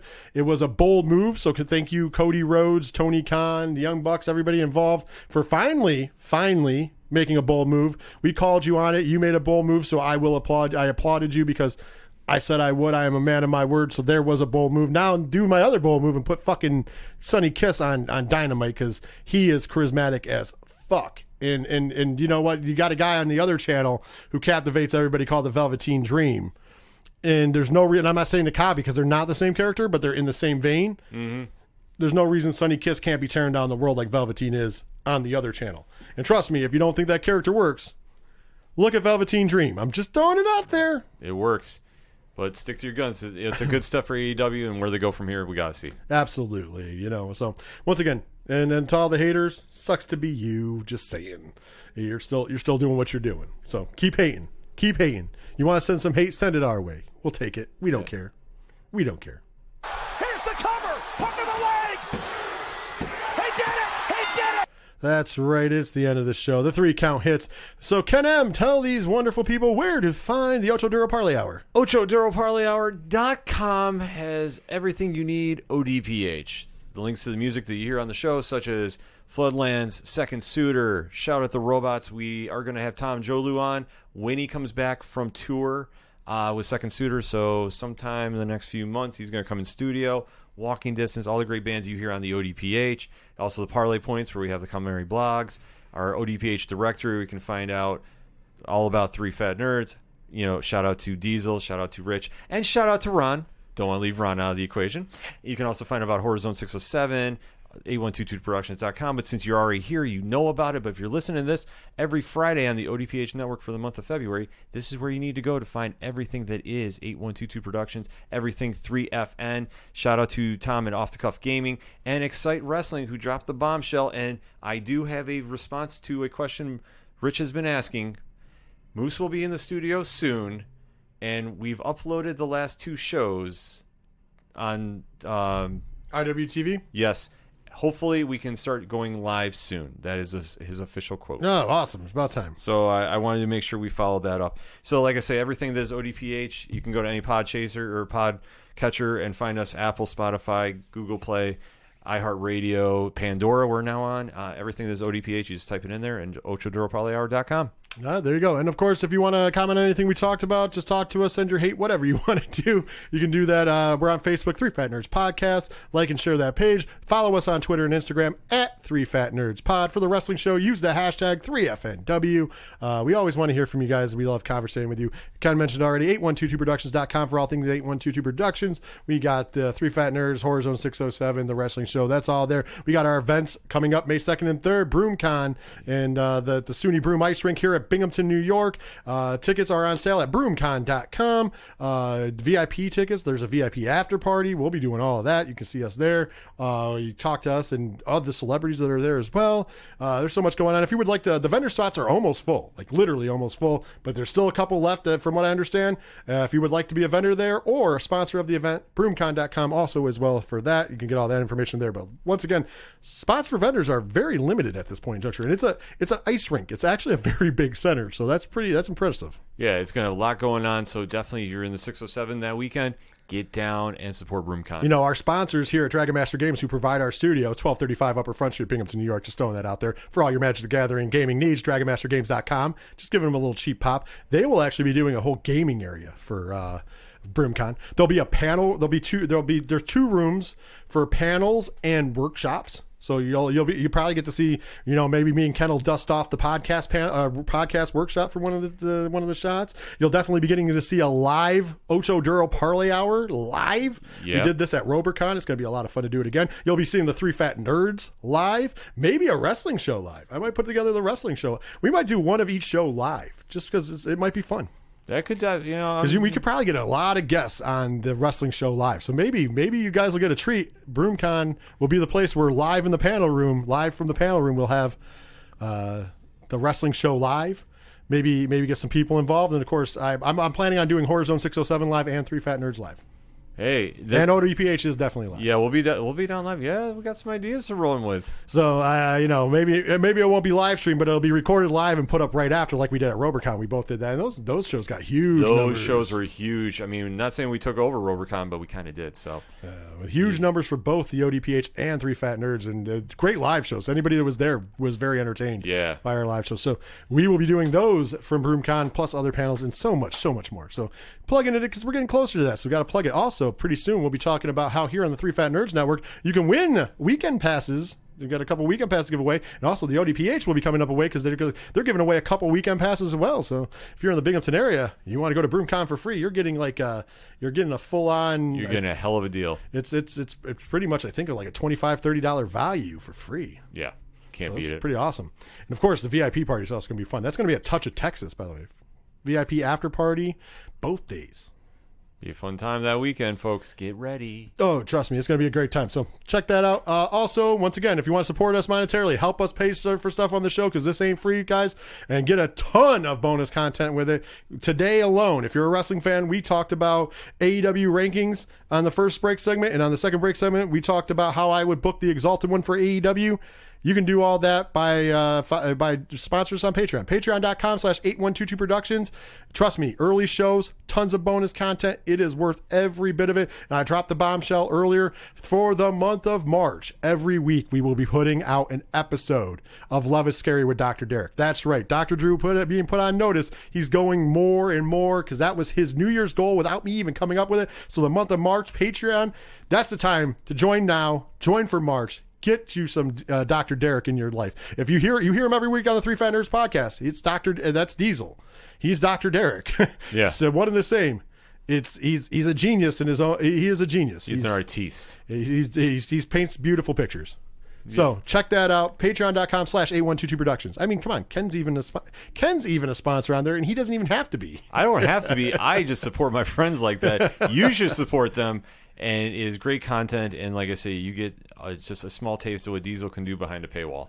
That alone should be enough to sell you. Not to mention you get extra bonus footage for this show. Yeah, you get all the... And it's uncut. Yeah, you get the uncut. You get us talking about UFC on here. You get us talking about boxing occasionally. You get us talking about our weekends. You get stuff that we just don't talk about anywhere else. Exclusive. You knew that the breaking news was in progress for Excite Wrestling before the show started. We talked 23 minutes before we started the show for Patreon.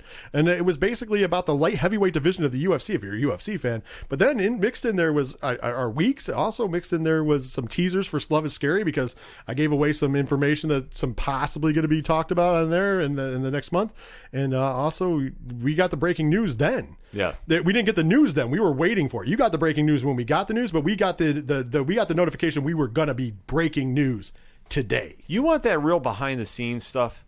That is what you had. A literal text message come in during the opening segment, and you heard the progression throughout the show. You only get that on Patreon. Only. Everybody else gets the polished version. You get the real uncut deal. Get the hardcore. I don't edit at all. For Patreon, they get zero edit. Yeah. So that means if we made a mistake in the show that you may or may not laugh at, we made a mistake. It stays in. You guys that aren't listening on Patreon, you guys get you get hard work there, but you get that bonus stuff. Sometimes there's some hidden gems. Yes. Especially on the Three Fat Nerds podcast, where sometimes we have to pull Derek back. I did cut his mic once this week. It did happen. So just throwing it out there. Yeah, I have an idea what segment. But it did happen. But Patreon got where he was going during the break. Yeah, because it's uncensored. It's behind a paywall, so he can say whatever he wants without us getting kicked off every podcast channel on the planet. So with that being said, though, support us. We want to hear from you. Even if you can't do Patreon, if you don't want to go to patreon.com/812productions, just listening and supporting us. We love that. You take it a step further. Subscribe to the channel. That means you get everything automatically downloaded. So you'll get the flagship Three Fat Nerds podcast. You'll get this show downloaded. And if you don't like one of the other shows, obviously if you're listening to this one, you might not like the All Things Nerd show. That's fine. You can erase it just as quickly as it comes. I'm not going to be offended.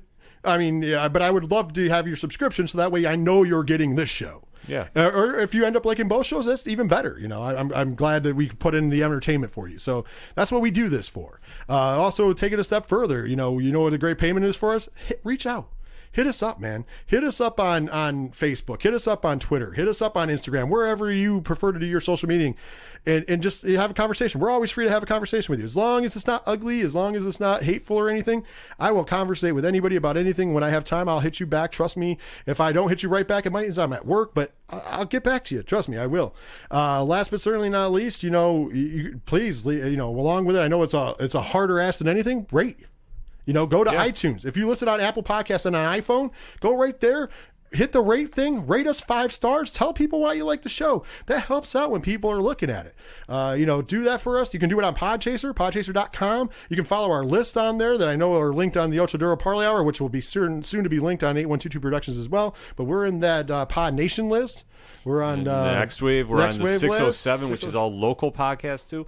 I mean, just the fact that if you take the time out and you love the show, and we seriously do appreciate you giving us a listen, giving us the shot to give you entertainment, throughout your day, talking wrestling, talking nerd on the 3FN network, talking Horror Zone. I mean, on the ODPH, we talk a lot of different parlay topics. The fact that you give an independent podcast such as ourselves that time of day, that is the biggest gratitude we can have. And if you subscribe, we make sure that we know that you're listening. When you're interacting with us, that's how we kind of come up with ideas for the show. Yeah, too. We can cater towards what you want. Yeah, we've had that happen where some listeners have chimed in and said, "Hey, are you guys talking about this? I know about this." And sometimes that'll dictate the show, and then you are part of that action. And when you interact on Twitter, that's why we are so I guess I could just speak for us, and I know when Rich jumps in too, that all of us as podcasters, we like having that interaction, and we love having that conversation. We love talking the fandoms we talk about on our shows. So the fact that you give us that interaction, that means the absolute world to us. If you want to leave a rating to let us know, that helps more people see the show. We're not doing it to make ourselves feel better. It's so more people can get on board, more people can interact, and we connect everybody under the roof of the fandom.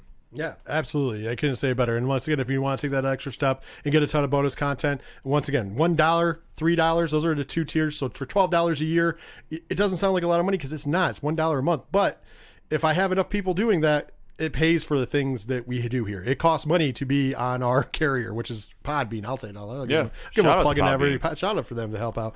It gives us ways to go to the Soundboard Pro so therefore I can do more noises during the show that you guys hear during the show, because the production value, it goes towards everything. I mean, we bought mics and stuff out of pocket. We have a soundboard or a mixer out of profit. That was stuff out of pocket. It's not free. And once again, it's not a guilt trip. We're just happy you listen. If you're listening, if you're subscribing, if you're interacting, if you're doing the ratings, those are all things you can do for free, and we're happy for that. But if you want a little extra, we're going a little further. We're giving you a little extra for some, for a little bit too as well on Patreon, and it really does help us out. I'll even give you a little bit behind the scenes curtain. This weekend I'm going out of town for a much needed break with my wife for the weekend, but more importantly, we're going down to see a friend of mine. My friend Mike is somebody who is behind the Mortal Kombat Encyclopedia project. They are making a Mortal Kombat Encyclopedia. We've talked about it on the Three Fat Nerds podcast in the past. Well, they are going out to Final Combat, which is happening in Chicago, Illinois in March, and they are pitching the book again to WB, and they're this close to getting it. And I am one of the very lucky few who will be getting a hardcover copy of the prototype book that they are pitching, and I'll be talking about it in the upcoming weeks. I don't know if I'll be doing it next week or the week after. Depends on when he's hoping he has the copies in by the time I show up, so he can just hand it to me, because if not, he has to mail it to me, and I will have it in the next couple of weeks. And then him or one of his other teammates, probably him, will be on the Three Fat Nerds podcast in March after Final Combat to kind of help push again for that book. And trust me, these guys are super fans of the Mortal Kombat. If you like Mortal Kombat, the book looks fantastic. I have a PDF file of the original version. They have updated it since. Wow. And the hardcover stuff, I've seen the designs. It looks amazing. I can't wait to share it with the world. When I have the book, I will be able to picture it. I will be able to show photos of it. I will be able to show videos of it if I want. We will definitely be talking about it, but I will have that in my possession sometimes in the next couple of weeks, hopefully when I go down to see them this weekend. And then they'll be on after Final Combat. So, there's big things happening. We're planning things. BroomCon's coming up. There's celebrities there. That means we bring you celebrities. I mean, we've done that time and time again. We have a nice little relationship with Excited Wrestling. Maybe we're going to have Johnny Moose on. Maybe we'll get some access. Maybe you guys will hear some stuff from there as well. Myself and Ken, because we're there anyway. So you might as well talk to somebody, right? But, with that being said, we got a lot planned. We got a lot of our podcast friends who are going to be on this show. WrestleMania time is going to be a crazy time for the show. I've already gone on the limb, and Ken has already said it. We might not get sleep the week of WrestleMania because there is a possibility that we will have multiple shows that week alone that will be coming out to you guys and from random times of day because that's when people are available. So that could be a hard time for us on this show alone, just doing all the coverage we'll be doing for WrestleMania and post WrestleMania, because we have so many friends and podcasts that are going and that want to be on the show around that time. Yeah, it's going to be absolutely crazy. We might have like a 5-episode build up for WrestleMania. Like, I don't, as it's kind of looking right now for all the pods that have reached out and said I want to come on, let alone every band that we interact with that say they want to come on and talk wrestling. I mean, I don't know how we're going to do this. We have a lot of booking coming up soon, very soon. Right now, the reason the booking has been working out a little weird is because we've been literally recording in our spare time, which is usually now Tuesday mornings for the last couple weeks. So we'll find out how much that is because of our work schedule. So eventually, we're going to have to get uncomfortable and come out of that because some of our friends and other podcasts are in different time zones. Yeah. So that means possibly recording at 9 o'clock at night because to them, it's only 7 o'clock. Yeah. And for us, it's 9 o'clock. But, we'll make that sacrifice for you guys. All we ask in return is that you listen. And then if you could interact, leave those ratings, hit that, smash the subscribe button. And, and if you really feel like going that next level, sign up and get some extras. So that's all we're saying. I love how sometimes I have to end this way, but that's how, letting you know how the community is, man. Exactly. Giving you a little more bang for your buck. So with that being said, thank you guys so much for listening. It does mean the world to us. For myself, for Ken M, have a great week, and I have spoken. You're falling apart, and you know it. You try to hide it, but you show it. I need you to know I felt it too. And I'm still trying to figure it out, just like you. Just like you. Just like you.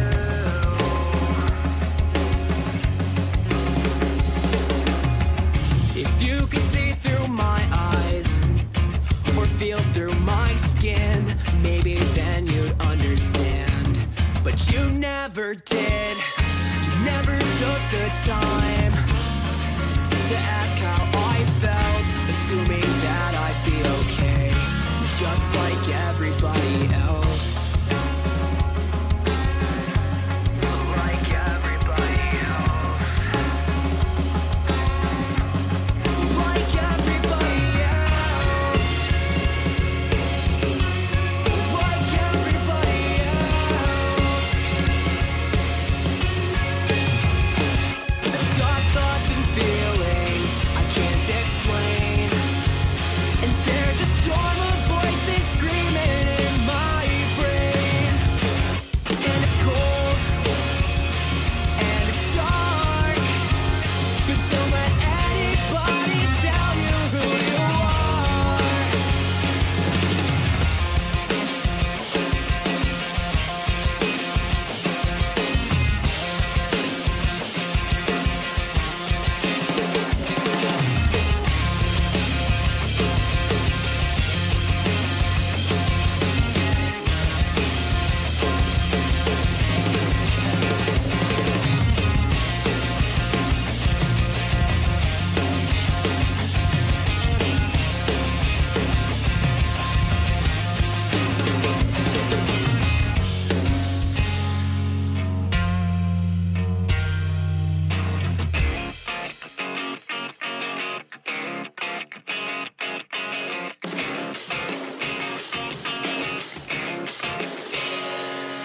I'm falling apart, and I know